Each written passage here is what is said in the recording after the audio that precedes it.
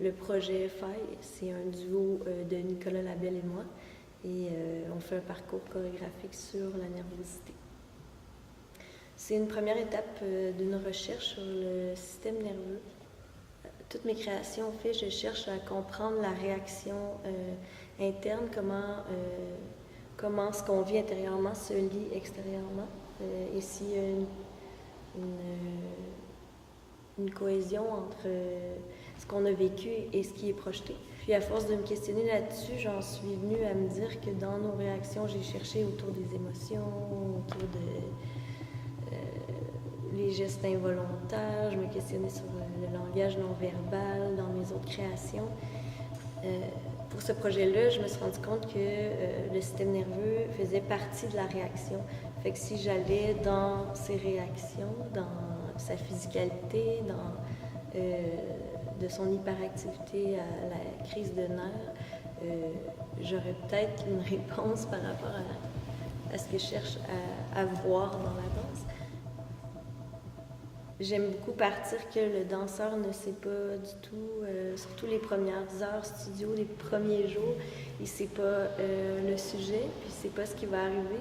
Puis j'aime filmer ces situations-là, donc je l'ai mis en isoloir, je lui ai fait faire des entrevues, des tests psychologiques, je lui ai fait faire comme une entrevue chorégraphique pour voir comment il se situait dans l'espace, dans l'instant présent.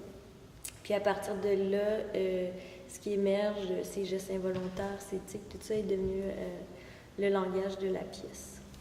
Et le mettre dans une forme a été plus complexe, donc on essaie de garder justement le geste qui n'est pas chorégraphié, donc la part de l'interprète est très importante dans le sens qu'il va avoir à improviser dans une structure qui est planifiée. On a passé beaucoup de temps justement à développer un langage, puis à cause qu'on essaie de travailler avec un logiciel aussi pour garder le stimulateur d'électrode qui a amené l'idée de la sensation nerveuse et d'aller stimuler la contraction involontaire chez le danseur, a amené que l'échéancier a été très court. Prendre le temps avec ce logiciel-là aussi était une décision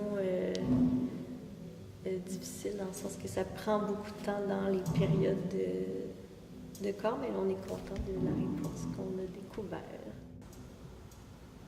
La résidence de CircuitS a permis de développer justement le logiciel d'électrode. C'est là qu'on a pu l'approfondir et prendre vraiment le temps. On avait des bonnes périodes, puis on est dans une ambiance assez intime, il n'y a pas de bruit, fait qu'on a pu développer le logiciel d'électrode. Ouais.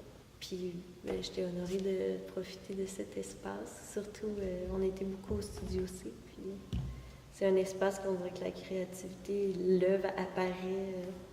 C'est là que les moments sont devenus de plus en plus clairs. Ouais.